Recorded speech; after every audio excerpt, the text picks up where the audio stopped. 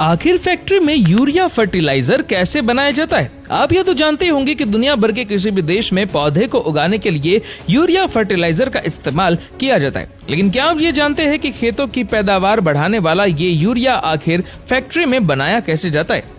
वैसे तो एटमॉस्फेयर में 78% नाइट्रोजन होता है, लेकिन प्लांट्स को ग्रो करने के लिए हमें और ज्यादा नाइट्रोजन की जरूरत पड़ती है, जो जड़ों के रास्ते से हमारे पेड़ों में जाता है। और इस जरूरत को पूरा करने के लिए हमें फर्टिलाइजर्स की जरूरत पड़ती है। इसीलिए खेती को और बेहतर करने के लिए यूरिया बनाया गया है। जब यूरिया को खेत में डाला जाता है तब मिट्टी नाइट्रोजन देती है, लेकिन कई लोगों के मन में ये सवाल आता है कि यूरिया बनाने में कौन कौन सी चीजों का इस्तेमाल किया जाता है। तो चलिए जानते हैं यूरिया बनने के पूरे प्रोसेस के बारे में।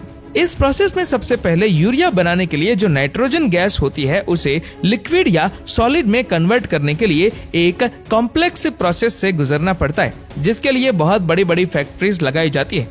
और फैक्ट्री में यूरिया बनने का काम 3 स्टेज में पूरा होता है। सबसे पहले स्टेज में लिक्विड यूरिया तैयार किया जाता है। तो जैसा कि हमने आपको बताया कि यूरिया के अंदर नाइट्रोजन होता है और उस नाइट्रोजन गैस को एटमॉस्फेयर से जमीन के अंदर की नेचुरल गैस से निकाला जाता है। इसके बाद इस नाइट्रोजन गैस को हाइड्रोजन के साथ एक बड़े से सिंथेसाइजर में प्रोसेस कराकर अमोनिया बनाया जाता है।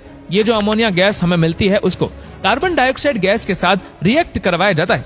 इस कार्बन डाइऑक्साइड गैस को भी एक नेचुरल गैस से लिया जा सकता है।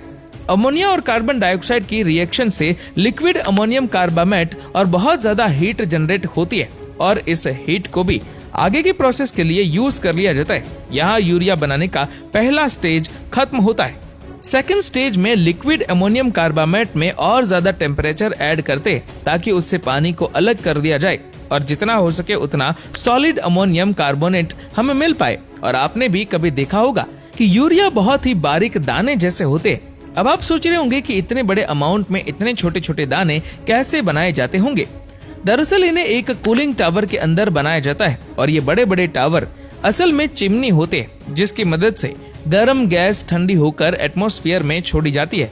क्योंकि गर्म गैसेस को गवर्नमेंट के रूल के हिसाब से नॉर्मल एनवायरनमेंट में सीधा नहीं छोड़ा जा सकता है, उसको ठंडा करके एनवायरनमेंट में छोड़ना होता है। इसीलिए इस प्रोसेस के लिए लंबी लंबी चिमनी लगाई जाती है ताकि ऊपर जाते वक्त वेपर ठंडी होकर बाहर निकले। लेकिन यूरिया के केस में कूलिंग टावर का काम उल्टा होता है। इसमें ऊपर से अमोनियम कार्बामेट स्प्रे किया जाता है और नीचे से ठंडी हवाएं पास की जाती है। और जब दोनों आपस में मिलते हैं तो अमोनियम कार्बामेट क्रिस्टलाइज हो जाता है और उसके छोटे छोटे मोती जैसे दाने तैयार हो जाते हैं। अब एक बड़े से प्लेट की सहायता से इन सारे दाने को इकट्ठा किया जाता है और एक कन्वेयर के ऊपर से पास किया जाता है। इसके बाद इस यूरिया का कमर्शियल यूज ना हो पाए, इसी वजह से उसके ऊपर नीम का स्प्रे किया जाता है, क्योंकि इससे 2 फायदे होते।